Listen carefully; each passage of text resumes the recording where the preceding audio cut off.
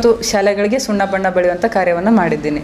ಇದರ ಮುಖ್ಯ ಉದ್ದೇಶ ಏನಂದರೆ, ಸರ್ಕಾರಿ ಕನ್ನಡ ಶಾಲೆಗೆ ಮಕ್ಕಳು ಬರ್ತಾ ಇಲ್ಲ. ಯಾಕೆ ಬರ್ತಾ ಇಲ್ಲ? ಕನ್ನಡ ಶಾಲೆಯಲ್ಲಿ ಟೀಚರ್ಸ್ ಇಲ್ಲ.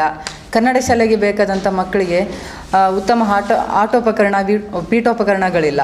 ಅದಲ್ಲದೆ ಶಾಲೆಗಳು ಎಲ್ಲ ಛತ್ತುಗಳೆಲ್ಲ ಹಾಳಾಗಿರ್ತವೆ, ಸೀಲಿಂಗ್ ಎಲ್ಲ ಹಾಳಾಗಿರುತ್ತೆ, ಕಳಪೆ ಕಾಮಗಾರಿ ಆಗಿರ್ಬೋದು. ಶಾಲೆಯಲ್ಲಿ ಎಷ್ಟೋ ಶಾಲೆಗಳಲ್ಲಿ ಶೌಚಾಲಯಗಳಿಲ್ಲ, ವಿದ್ಯಾರ್ಥಿಗಳಲ್ಲಿ ಒಂದು ಶಿಸ್ತುಬದ್ಧತೆ ಇಲ್ಲ ಕೆಲವೊಂದು ಶಾಲೆಗಳಲ್ಲಿ. ಅದಲ್ಲದೆ ನಮ್ಮ ಉತ್ತರ ಕರ್ನಾಟಕ, ನಮ್ಮ ಕಲ್ಯಾಣ ಕರ್ನಾಟಕ ಏನಿದೆ, ನಮ್ಮ ಹೈದರಾಬಾದ್ ಕರ್ನಾಟಕ ಏನಂತಾರೆ, ನಾವೆಲ್ಲ ಎಷ್ಟು ಹಿಂದುಳಿದಿದೆ ಅಂದರೆ, ನಾವು ದಕ್ಷಿಣಕ್ಕೂ ನಮಗೆ ಕಂಪೇರ್ ಮಾಡಿ ನೋಡಿಕೊಂಡಾಗ, ನಾನು ರಾಜ್ಯದ 24-25 ಜಿಲ್ಲೆಗಳನ್ನು ಸಂಚರಿಸಿದ್ದೀನಿ. ನಮಗೂ ಅವ್ರಿಗೂ ಕಂಪೇರ್ ಮಾಡಿಕೊಂಡ್ರೆ 50 ವರ್ಷ ನಾವು ಹಿಂದೆ ಇದ್ದೀವಿ. ಅಲ್ಲಿನ ಅಭಿವೃದ್ಧಿ ಆಗಿರ್ಬೋದು, ರಾಜಕೀಯ ನೀತಿ ಆಗಿರ್ಬೋದು, ಶಿಕ್ಷಣ ನೀತಿ ಆಗಿರ್ಬೋದು, ಅಲ್ಲೇಗಿದೆ ಇಲ್ಲೇಗಿದೆ ಅಂತ ನೋಡಿಕೊಂಡ್ರೆ ನಾವು ಯಾಕೆ ಇಷ್ಟು ಹಿಂದುಳಿತಾ ಇದ್ದೀವಿ? ಇದ್ರ ಕುಂದುಕೊರತೆಗಳು ಏನಂತ ನನಗೆ ನಿಜವಾಗ್ಲೂ ಅದನ್ನು ಬಾಯಿ ಬಿಟ್ಟು ಹೇಳೋಕ್ಕಾಗ್ತಿಲ್ಲ. ಯಾಕಂದರೆ ನಾನಿನ್ನು ವಿದ್ಯಾರ್ಥಿನಿ, ಕೆಲವೊಂದು ವಿಚಾರಗಳನ್ನು ಈಗಲೇ ಮಾತಾಡೋದು ಬೇಡ ಅಂದ್ಬಿಟ್ಟು.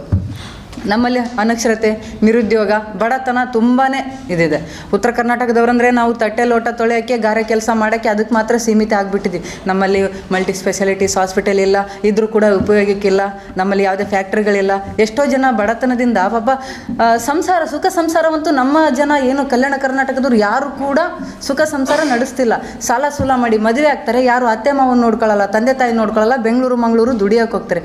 ಯಾರು ಸುಖ ಜೀವನ ನಡೆಸ್ತಾ ಇದ್ದಾರೆ? ನೀವು KSRTC ಬಸ್ನ ನೋಡಿರ್ಬೋದು, ಜನರಲ್ ಬೋಗಿ ಟ್ರೈನ್ನ ನೋಡಿರ್ಬೋದು. ಎಷ್ಟು ಜನ ಕಷ್ಟಪಡ್ತೀರ ನನ್ನ ಉತ್ತರ ಕರ್ನಾಟಕ ಜನ.